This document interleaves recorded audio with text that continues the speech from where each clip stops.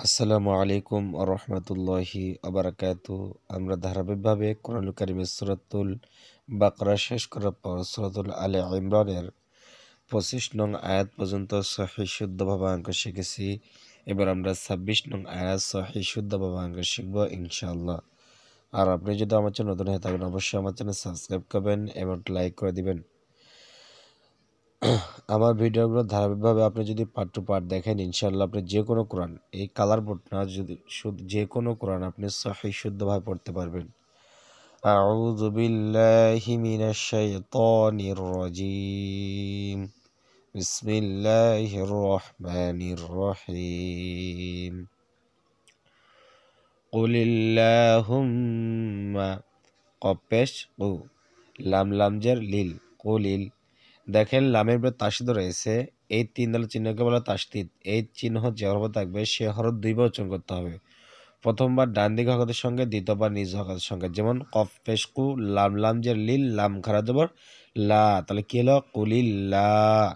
তাহলে লাম আমরা কয়বার উচ্চারণ করলাম? দুইবার। এখানে আলিফ, এখানে লাম রয়েছে, এই দুইটা বাদ যাবে কারণ এই দুইটার উপর কোনো চিহ্ন নাই, এই জন্য এই দুইটা বাদ। তো লাম যা লামকে ধরবে, লামের উপর খা জবর থাকার কারণে আমরা এক আলিফ টেনে পড়বো লামটাকে, বলবো কুলিল্লা। কুলিল্লা। হামিম পেশ হুম, মিমে তাসদিদ গুণনা করা ওয়াজিব।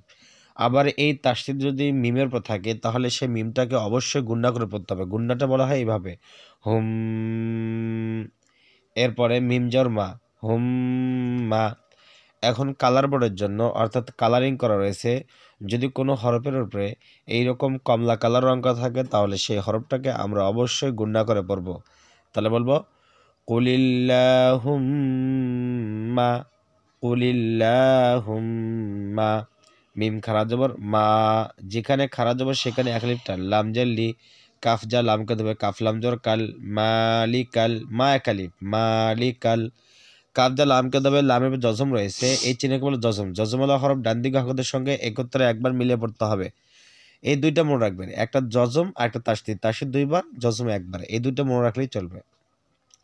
মালিকাল, মিম লাম পেশ মুল, কাবজের কি মুলকি, মালিকাল মুলকি, মালিকাল মুলকি।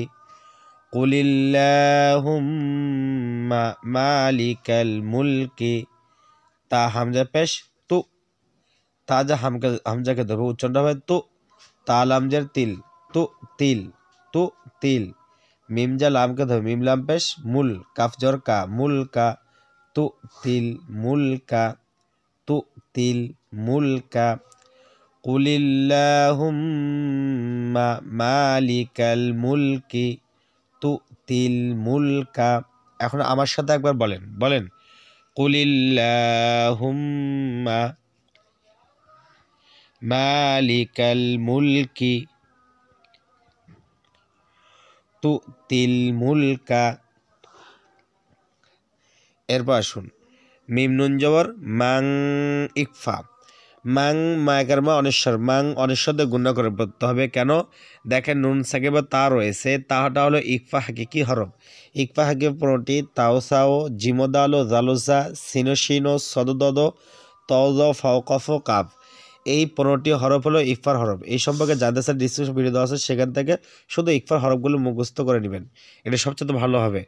যদি নুন সাকিনের পর তা থাকে তা নুন সাকিনটাকে অবশ্যই আমরা অনেশ্বর দিয়ে গুণনা করব।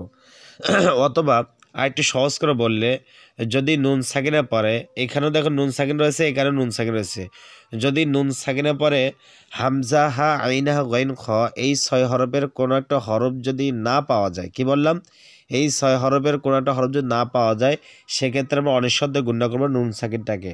আর যদি থাকতো হামজা হা আইন হা গাইন খ 6 কোনো একটা হরফ থাকে তাহলে আমরা বলতাম মান, মিম নুন জবর মান, তান নুন জবর তান, এভাবে বলতাম। কিন্তু আমরা এখানে বলার কোনো অপশন নাই। কেন নাই? কারণ 6 হরফে কোনো একটা হরফ নাই। দেখেন তো হামজা হা আইন গাইন খ 6 কোনো একটা হরফ আছে? নাই। কি আছে? তা রয়েছে। তাটা হলো ইকফা হাকিকি হরফ। তাহলে আমরা অবশ্যই গুণনা করবো অনিশ্বর দিয়ে। আর কালার বোর্ডের জন্য যদি নুন সাকিনের ওপরে যদি নীল কালার অঙ্ক থাকে, দেখেন নুন সাকিনের উপর নীল কালার অঙ্ক রয়েছে, যদি নুন সাকিনের উপর নীল কালার অঙ্ক থাকে তা নুন সাকিনটাকে অবশ্যই আমরা অনিশ্বর দিয়ে গুণনা করবো। বলবো ম্যাং, তা জবর তা, শিন আলিফ জবর শা, মাদ্দে মুত্তাসিল, চার আলিফ টান, ওপরে যদি কোনো হরফের মোটা চিহ্ন বামে গোল হামজা থাকে তাহলে সেখানে 4 আলিফ টেনে পড়বো। হামজা পেশ উ, ম্যাং তাশা উ, ম্যাং তাশা উ। ওয়াজর ওয়া, তা নুন জবর তাং, ইকফা। দেখেন নুন সাকিব যা রয়েছে তার নুন সাকিবটাকে আমরা অনেক সাথে গুণনা করবো, এটা হলো ইকফা। কেন ইকফা অবশ্যই আমাকে কমেন্ট করে জানাবেন। তাহলে ওয়াতাং, জাজে জি, ওয়াতাং জি, আইন যা লামকে দেবে আইন লাম পেশ উল, ওয়াতাং জি উল, ওয়াতাং জি উল। মিম যা লামকে দেবে মিম লাম পেশ মুল, কাপ জর কা, মুল কা, ওয়াতাং জি উল মুল কা, ওয়াতাং জি উল মুল কা। ম্যাং তাশা উ, ওয়াতানজিউল মুলকা, আইন চাপ দিয়ে পড়তে হবে।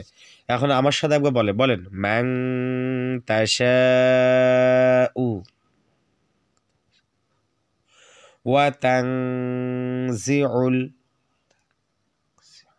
মুলকা। মিম যা মিমকে ধরবে মিম, মিম যার মিম, মিমে তার সাথে গুণা করা ওয়াজিব। দেখেন তার সাথে মিমে গুণা করে পড়তে হবে। আবার কালার বোর্ডের জন্য যদি তার সাথে তাহলে মিমের উপর কমলা কালার অঙ্ক থাকে তাহলে সেখানে অবশ্যই গুণা করে পড়তে হবে। বলতে হবে মিম, মিম নুন যাবার মাং, ইকফা। কেন ইকফা? নুন থাকবে তার রয়েছে, এই যে ইকফা হাকে কি গুণা করে পড়তে হবে। আর একটু সহজ করে বললে নুন সাকিনের পরে হামজা হা আইনা গয়ন খয় সাহেবা কোনো একটা হরফ নাই, সেক্ষেত্রে আমি অনেক সাথে গুণা করে বলবো ম্যাং, মিম ম্যাং। তা যাব তা, শিন আলিফ যাব শা, মধ্যে মুত্তাসিল 4 আলিফ টান। দেখেন যদি কোনো হরফের মোটা চিহ্ন বামে গোল হামজা থাকে তাহলে সেটা মুত্তাসিল, মধ্যে মুত্তাসিল 4 আলিফ টেনে পড়তে হবে। বলতে হবে মিম ম্যাং তাশা, হামজা পেশ উ, মিম ম্যাং তাশা উ। আবার সাথে বলেন মিম ম্যাং তাশা উ। এরপর ওয়াউজর ওয়া, তা পেশ তু, ওয়া তু, আইন যা যাকে ধরবে যারবে তার সাথে হচ্ছে দুইবার উচ্চারণ করতে হবে। ওয়া তু আইন যা জের ইজ, ওয়া তু ইজ, যা পেশ জু, ওয়া তু ইজ্জু, ওয়া তু ইজ্জু, আইন চাপ দিয়ে পড়তে হবে। মিম নুন জবর মাং, ইকফা। তাহলে কি বলবো ওয়া তু ইজ্জু মাং। কেন মাং? অবশ্যই আমাকে গুণা করে পড়তে হবে। কেন? অনেক সাথে গুণা করে পড়তে হবে। তা যাব তা, শিলের জোর সা, মাদ্দে মুত্তাসিল, ওপরে মোটা চিহ্ন বামে গোলা হামজা 4 আলিফ টান। ম্যাং তাশা, হামজা পেশ উ, ম্যাং তাশা উ। এরপরে আসুন ওয়াজর ওয়া, তা পেশ তু, ওয়া তু, জালাম পেশ, জালাম জের জিল, জালটা নরম করে উচ্চারণ করতে হবে, জিব্বার আগা ওপরে দুই আগার সঙ্গে লেগে জিল। ওয়া তু জিল, লাম পেশ লু, ওয়া তু জিল লু, লাম দুইবার উচ্চারণ হবে, লামের তার সাথে রয়েছে, তাহলে বলবো ওয়া তু জিল লু ম্যাং তাশা উ, ওয়া তু জিল লু। কি উচ্চারণ হবে? উয়া তু জিল লু। তাহলে আমার সাথে একবার বলেন তাহলে বলেন ওয়া তু ইজ্জু ম্যাং তাশা উয়া তুযিল্লু। মিম নুন জবর মাং, ইকফা। নুন সাকিন বা তা রয়েছে গুণা করে পড়তে হবে সাথে মাং, তা জবর তা, শিন আলিফ জবর শা, মাদ্দে মুত্তাসিল 4 আলিফ টান, ওপরে মোটা চিহ্ন বামে গোল হামজা 4 আলিফ টান। ম্যাং তাশা, হামজা পেশ উ, ম্যাং তাশা উ। আমার সাথে বলেন ম্যাং তাশা উ। বাজের বি, ইয়াজর ইয়া, বিয়া, দালজের দি, বিয়া দি। কি উচ্চারণ করলাম? বিয়া দি। কাফজা লামকে দেবে কাফলাম জর কাল, বিয়া দি কাল। খয়াজব খয়, রপেশ রু, খয় রু, বিয়া দি কাল খয় রু, বিয়া দি কাল খয় রু। আমার সাথে বলেন বিয়া দি কাল, বিয়া দি কাল খয় রু। এরপর আসুন হামজা নুনজের ইন, নুনে তাসিদ গুণা করা ওয়াজিব। আবার নুন তার সাথে নুনের যে কমলা কালার অঙ্ক থাকে তাহলে সেখানে অবশ্যই গুণা করে পড়তে হবে। বলতে হবে ইন নুন জবর না, কাপ জবর কা, ইন না কা, ইন্নাকা আইন জবর আ, লামিয়া খারা জবর লা। দেখেন যেখানে খারা জবর থাকবে সেখানে আমরা এক হালি টেনে পড়বো, তাহলে বলবো আলা, ইন্নাকা আলা। কাফ লাম পেশ কুল, লাম জাল্লি কুল্লি, আলা কুল্লি, ইন্নাকা আলা কুল্লি। লামের পর তার সাথে আগে লামটা আমি দুইবার উচ্চারণ করতেছি, তাহলে বলবো আলা কুল্লি। শিনজা এক দেবে শিনিয়া যাবর শাই, শাই, আলা কুল্লি শাই। হামজা দুই জের ইং, ইকফা আঘাত, ইকফা। কেন ইকফা? দেখেন তানবিনের পরে কী রয়েছে? কফ রয়েছে। কী রয়েছে? তানবিনের পর কফ রয়েছে, তাহলে কফটা হলো ইকফা হাকিকির হরফ। অর্থাৎ যদি তানবিনের পরে অথবা নুন সাকিনে পরে, কি বললাম? তানবিন অথবা নুন সাকিন, এর আগে নুন সাকিন আমরা শিখেছি, এবার তানবিন দেখেন।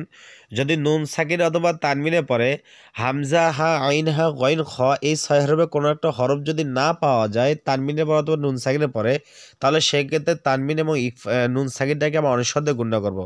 যেরকম আমরা দেখে এসেছি, এর আগে পড়ে এসেছি কি নুন সাকিন বা তা থাকার কারণে নুন সাকিনটা আমরা অনিঃশব্দে গণ্য করেছি। এখানেও দেখেন তানবিনের পরে কফ রয়েছে, তানবিনের পরে হামজা হা, আইন হা, গইন খ, এই ছয় বা কোনো একটা হরফ নাই, না থাকার কারণে তানবিনটাকে অনিঃশব্দে গণ্য করে বলবো শাই ইং। রস্বই অনিঃস্বর কি হয়? ইং, এভাবে উচ্চারণ করতে হবে শাই ইং। কফজর ক, দালিয়া যে দি, কদি, র দুই পেশুন, শাই ইং কদিরুন। আর কালারবোর জন্য বলতে চাই, যদি কোনো তানমিনের ওপর অথবা তানমিন কাকে বলা হয়? দুই জবর দুই জের দুই পেশকে তানমিন বলা হয়। এটা মনে রাখবেন, দুই জবর দুই জের দুই পেশকে তানমিন বলা হয়। দেখেন দুই জের রয়েছে, তাহলে এটা তানমিন। আর আরেকটা বললাম কি, যদি তানমিনের উপর নীল কালার অঙ্ক থাকে তার তানমিনটাকে অনিঃশব্দে গণ্য করে পড়তে হবে, এটা কালার বোর জন্য। তাহলে বলবো ইন্নাকা আলা কুল্লি শাইইন কদির। দিরটাকে আমার তিন আলিফ টেনে পড়বো, কেন? যেই হরফটা এক আলিফ টেনে পড়তে হয় তার পর হরফকে সাকিন দিয়ে অফ করলে, থামলে, তার হরফে সাকিন দিয়ে দিটাকে থামলে, তাহলে এখানে আপনারা কী করবো? তিন আলিফ টেনে পড়তে হবে, এটা হলো মাদ্দে আরজি। তাহলে বলবো ইন্নাকা, আমার সাথে বলেন, ইন্নাকা আলা কুল্লি শাইইন কদির। তাহলে আপনারা বুঝতে পারলেন কোন জায়গায় টানতে হবে, কোন জায়গায় গুণা করতে হবে। যদি আপনারা এই ভিডিওটা ভালোভাবে দেখেন, লক্ষ্য করেন, তাহলে আমি মনে করি আপনি ইকফা সম্পর্কে একদম পুরো ধারণা পাল্টে যাবে। আপনি ইকফা, যেখানে ইকফার হরফ আসবে সেখানে নুন সাকিন আসবে, তানবিন আসবে, সেখানে আপনি গুণা করতে বাধ্য হয়ে যাবেন, কারণ আপনি এখানেই সব পেয়ে যাচ্ছেন। এটা যদি ভালো করে খেয়াল রাখতে পারেন, তাহলে আপনার কোরআন শরীফ তেলাওয়াত করার ক্ষেত্রে আপনার কিছু চিন্তা করতে হবে না, বরঞ্চ সাথে সাথে পেয়ে যাবেন, বলতে পারবেন যে এটা ইকফা, এখানে গুণা করে পড়তে হবে। অথবা যেখানে মোটা চিহ্ন থাকবে সেখানে চার টেনে পড়তে হবে, এটা আপনি একদম মানে মুখস্থ হয়ে যাবে আপনি এই পাঠটা ভালোভাবে দেখলে। তাহলে আমার ভিডিওটি ভালো লাগলে অবশ্যই আমার চ্যানেলটি সাবস্ক্রাইব করে লাইক করে দেবেন। আসসালামু আলাইকুম ওয়া রাহমাতুল্লাহি ওয়া বারাকাতুহু।